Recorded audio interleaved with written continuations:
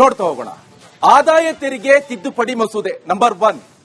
Next, ತೆರಿಗೆ ವ್ಯವಸ್ಥೆಯಲ್ಲಿ ಸುಧಾರಣೆಗಳನ್ನು ತರಲು ಮಂಡಿಸಲಾಗ್ತಾ ಇರುವಂತಹ ಹೊಸ ಮಸೂದೆ. ಸುಪ್ರೀಂ ಕೋರ್ಟ್ ನ್ಯಾಯಾಧೀಶರ ಸಂಖ್ಯೆ ತಿದ್ದುಪಡಿ ಮಸೂದೆಯನ್ನು ಕೂಡ ಮಾಡಲಾಗುತ್ತೆ. ಸರ್ವೋಚ್ಚ ನ್ಯಾಯಾಲಯದ ನ್ಯಾಯಾಧೀಶರ ಸಂಖ್ಯೆಗೆ ಸಂಬಂಧಪಟ್ಟಂತೆ ತರಲಾಗ್ತಿರುವಂತಹ ಹೊಸ ಮಸೂದೆ.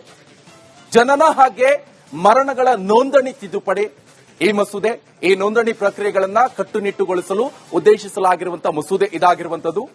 ಇದರ ಜೊತೆಗೆ ರಾಷ್ಟ್ರೀಯ ಗೌರವಕ್ಕೆ ಅವಮಾನ ತಡೆ ಈ ತಿದ್ದುಪಡಿ ಕೂಡ ಬರಲಾಗುತ್ತೆ. ರಾಷ್ಟ್ರೀಯ ಚಿಹ್ನೆಗಳು ಮತ್ತೆ ಗೌರವಗಳ ಸಂರಕ್ಷಣೆಗಾಗಿ ತರಲಾಗ್ತಾ ಇರುವಂತಹ ತಿದ್ದುಪಡಿ ಮಸೂದೆ ಇದಾಗಿದೆ. ಸೊ ಇದರ ಜೊತೆಗೆ ಸೂಕ್ಷ್ಮ ಹಾಗೆ ಸಣ್ಣ ಮತ್ತು ಮಧ್ಯಮ ಉದ್ಯಮಗಳ ಅಭಿವೃದ್ಧಿ ಮಸೂದೆ ಇದು. ಯಾವ ರೀತಿಯಾಗಿದೆ ಅಂತ ಹೇಳಿದ್ರೆ ಎಂಎಸ್ಎಂಇ ವಲಯಕ್ಕೆ ಉತ್ತೇಜನವನ್ನ ಕೊಡಲು ಮತ್ತೆ ಉದ್ಯಮ ಸ್ನೇಹಿ ಸುಧಾರಣೆಗಳನ್ನ ತರಲು ಉದ್ದೇಶಿಸಿರುವಂತಹ ಮಸೂದೆ ಇದಾಗಿದೆ. ಇಷ್ಟು ಮಾತ್ರ ಅಲ್ಲ, ವಿದೇಶಿ ದೇಣಿಗೆ ನಿಯಂತ್ರಣ ತಿದ್ದುಪಡಿ ಮಸೂದೆ FCRA ನಿಯಮಗಳನ್ನ ಮತ್ತಷ್ಟು ಬಲಪಡಿಸಲು ಮತ್ತೆ ಪಾರದರ್ಶಕತೆ ತರಲು ತರಲಾಗ್ತಿರುವಂತಹ ತಿದ್ದುಪಡಿ ಮಸೂದೆ.